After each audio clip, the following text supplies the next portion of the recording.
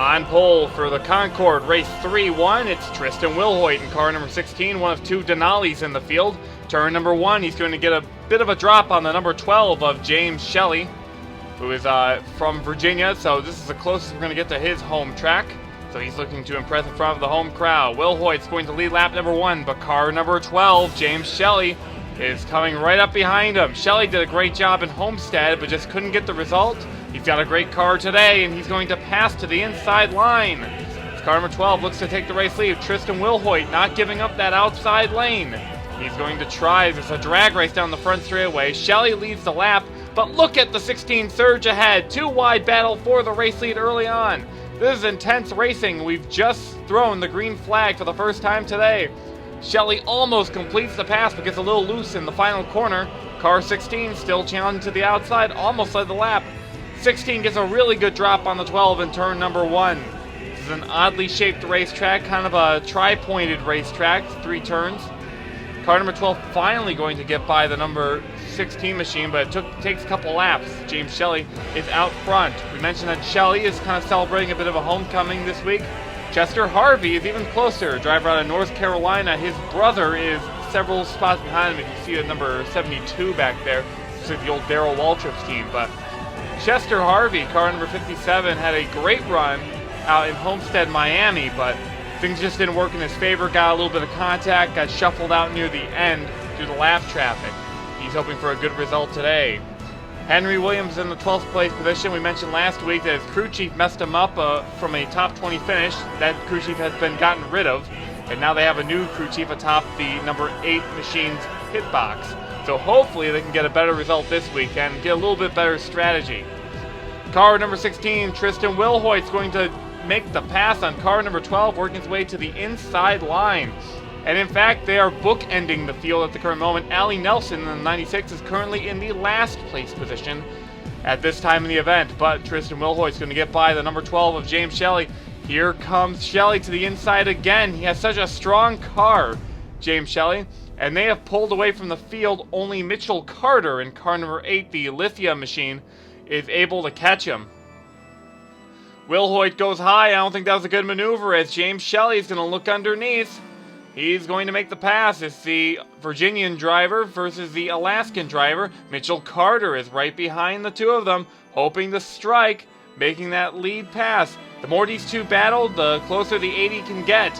And they are really racing hard. The 16 up into the wall. James Shelley made a huge swerve in turn number 1 to try and get the 16 loose, and it worked. Wilhoit got into the wall a little bit, and now the 80 is closing in on his tail. But here comes the 16 trying to charge back underneath car number 12. We have such a good battle up here out front, and we haven't even gotten to halfway yet. I don't even think we're about a quarter of the way through this race, and these two have been going at it like it's the last lap every lap. It is insane out here. The 16 goes for the inside line, tries doing a similar move to Shelley. Shelley is dislodged out of the bottom line. Wilhoit trying to get by, trying to scrape past car number 12. The 80 still watching, waiting, hoping that the two of them can make a mistake and he can slide into the race lead. But here comes car number 12 charging to the outside line. He was so fast in practice, one of the guys who was near the top of the board and did well in qualifying, of course, as well. Side-by-side battle. Wilhoit still trying to charge, but Shelley is just there. He will not stay out of the number 16's rear view mirror. He's going to try and make the pass, but it looks like Wilhoit's going to lodge him out of the way. Wilhoit gets the lead once again as car number 80, Mitchell Carter, trying again. But we had an issue on the racetrack soon afterward. Matt McIntyre, your Wilmot winner from last year, gets loose, collects Sam Curtis in the 66 machine.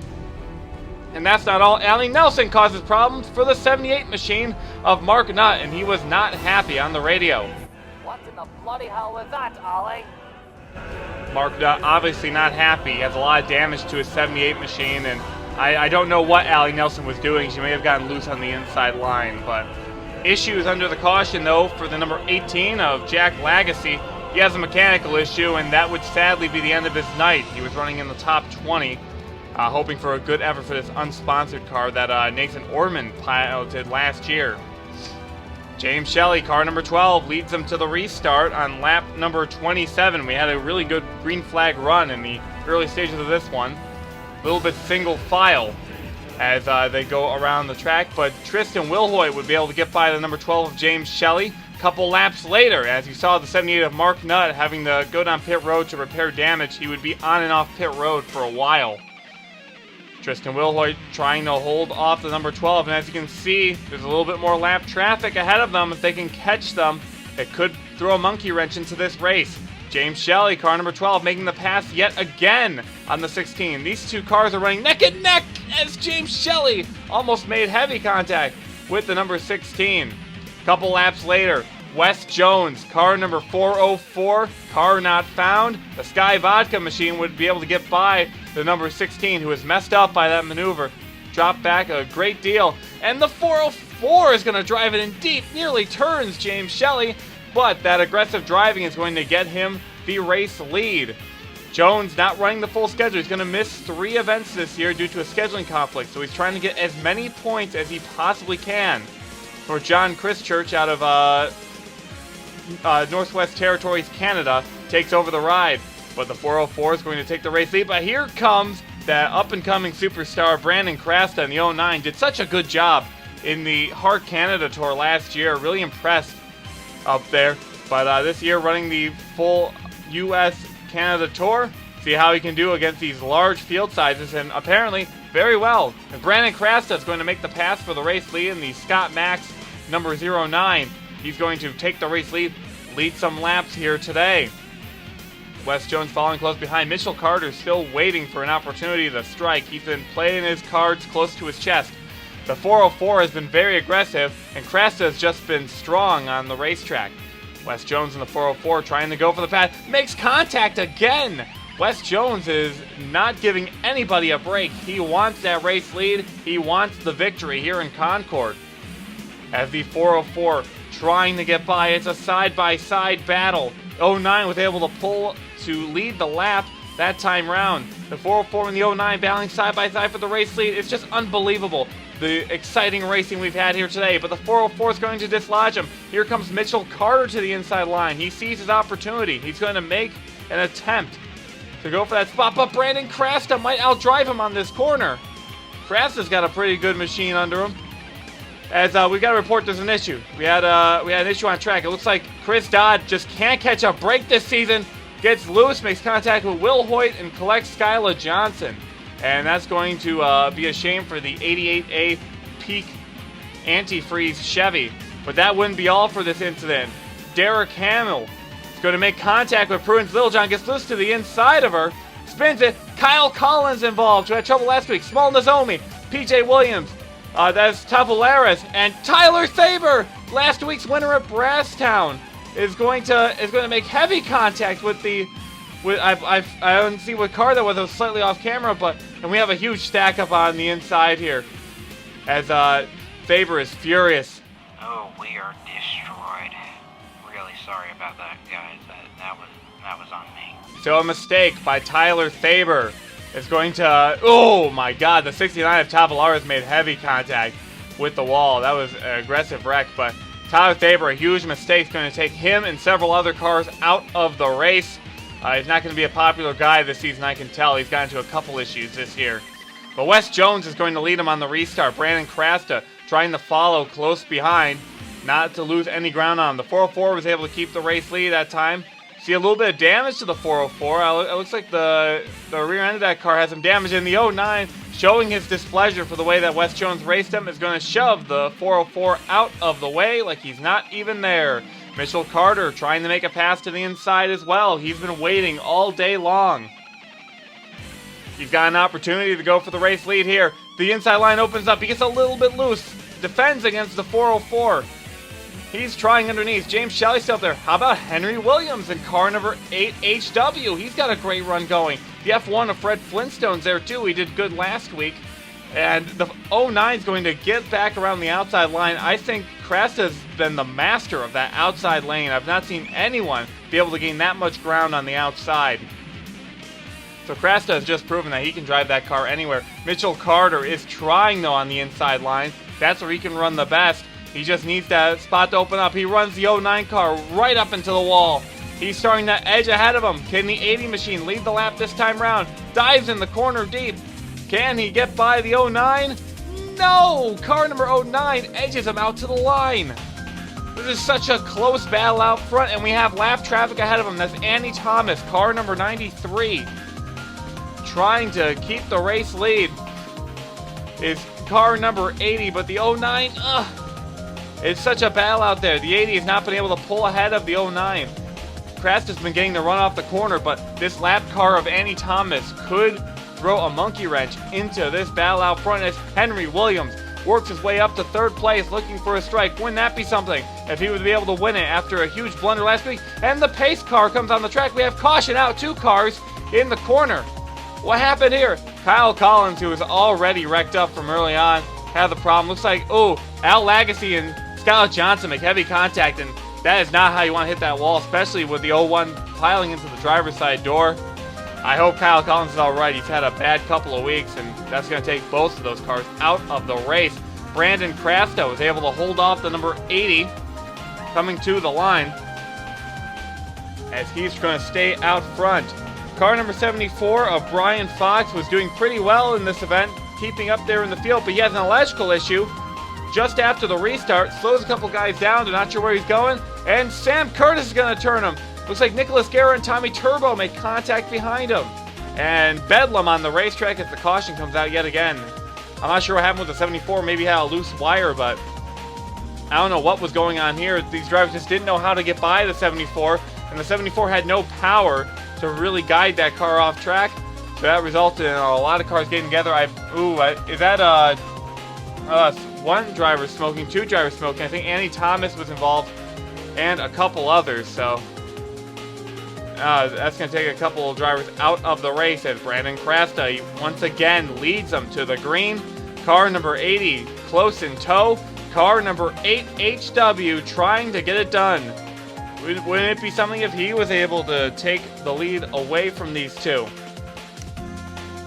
Car number 09 running that high line where he's so good. Mitchell Carter trying to get a nose underneath the 09. He's kind of running a middle lane almost at that 09 of Krasta, trying to block both lines. He can definitely do it. Mitchell Carter is getting antsy though. He makes a diving maneuver in the turn number 1. Side-by-side battle. Can Mitchell Carter finally get it done? There we go. He's going to lunge ahead of car number 09. And Mitchell Carter will get a bonus point for leading a lap today. As car number 80 able to sneak by the number 09.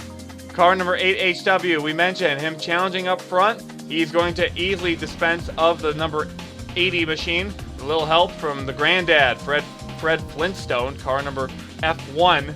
And the 8 HW went from parking it a lap early to leading out here in Concord. But the lead's going to change hands as Mitchell Carter's going to pull the crossover move in turn number 1. Battling through turn 2. Car number 80 trying to get it done. What an exciting battle. It's a 5-car battle out front as they try to settle it in the later stages of this event. Closing in, we're running a 110 lap feature. We're close around lap 80, starting to get to lap 90. So time is running out for these drivers. Mitchell Carter, wouldn't that be something if he could hold these drivers off? Fred Flintstone making a diving move to the inside line, trying to steal second away from the 8HW, and slams the door of the 8HW. Williams gets his door slammed by the F1 of Fred Flintstone. Flintstone is aggressive. He's going to try and just keep these drivers behind him. He was so close last week to catching a good finishing position for him. But Skylar Johnson's going to hold up some drivers on the outside line as they come across some lap traffic. Fred Flintstone gets by Henry Williams. He has his sights set on Mitchell Carter in the number 80. Can the Colorado native take down Mitchell Carter? They continue, and we have contact in the back. We saw some 2 cars get together, and it all stemmed from this. Skylar Johnson gets turned. Chester Harvey's got heavy damage. Mark Hankins in car number 7 had the problem. I think I saw Eugene DeMax. That's Brandon Krasta who got involved with it as well. And it looks like we have some more issues. Aiden Shepard was slow. And then Tristan Wilhoit just decides to turn the number 14. I'm not sure if they made some contact or anything earlier. And Matt McIntyre must not like him either. Maybe Henrietta Fitzwater. And oh, that's the race leader. Mitchell Carter makes contact. So is Fred Flintstone and Henry Williams and Wes Jones. What is going on? Under this caution, they're coming to the line. Let's get another angle of this. The leaders all pull low. I think they were told that the car was up high. And they're going to run into them. And what's even worse is that Fred Flintstone and Wes Jones both had terminal damage from this that would end their nights early. I think that there was a blunder with the spotters. I don't know what could have possibly have caused that. Car number 80 would start in the lead, but a damaged race car is going to slow him down. Where did Eugene DeMax come from in car number 90? The driver of the Black Swine machine is going to take the race lead, and Mitchell Carter, he worked so hard for that lead, he's going to drop like a rock in this field. But Eugene DeMax, he was a competitor at Homestead, Miami. Had such a good effort in that race, but was cut short by lap traffic. Wasn't able to win that one. But now he's out front. He actually was involved in that wreck, but doesn't have that much damage. He was able to sneak by all the drivers who had a problem out front. The top 4 were essentially wiped out of this one. And now the 90 is going to have an opportunity. But here comes the 09. It's the mirror image as Brandon Crasta working to the inside line. How about Prudence Littlejohn? That car is horribly damaged in the back, but she is able to keep up with these leaders. She could challenge for the win, get her 3rd career HARC victory. That could be something. Looks like the 90 is going to get a good run the outside line. These two have been able to master the outside line, which has really resulted in a lot of position gaining. Munoz in the 02 is back there as well. He's got a good run. Same with the other Hankins brother out of Hawaii in the Zero machine. He started near the tail end of the field. Car number 09, Brandon Crasta, trying to get by. You saw the 8HW still trying to finish this race. He was on pit road just then. The 09, battling hard. Looks like Prudence Littlejohn's going to back the inside line. She wants to try and steal 2nd place away from Eugene DeMax. Freddie Munoz in the 02, the young rookie, did well on the road course. Can he do well on the short track as well? Car number 09, Brandon Crasta, out front. So we have issues late in the going. It looks like Jonathan King is going to turn Nick Pericles, but end up wrecking himself. So Pericles gets off, he loses positions, but he gets off fairly scot-free. Jonathan King needs to learn how to wreck someone. Coming to the green flag, we will have a 3-lap shootout. Make it 2. As car number 09, Brandon Crasta, has to hold off Eugene DeMax. And yes, Eugene DeMax lost it. Lost that race lead. Trying to get by the 09 once again. We're green flagged for a couple laps of hardcore racing. Car number 90 trying to go to the inside line. The 09 holding the middle line. Prudence Littlejohn hoping they wreck each other. Car number 90, Eugene DeMax trying, but he's losing some ground on the number 09 machine. Brandon Crasta had such a good season last year. Coming through turn number 3, what can the 90 machine do? Comes to the line, it's the white flag. Crasta starting to pull away. DeMax not able to keep up. Crasta was good all day long. He's led the most laps. He's been up front for a good portion of this event, especially starting at the second half. But coming to the line, Brandon Crasta wins his 1st career HARC Series victory. Congratulations to the 09 machine. He did such a great job today. He really earned this one. Car number 90, Eugene DeMax following close behind, then Prudence Littlejohn, Freddie Munoz, and James Shelley in car number 12 with an impressive result.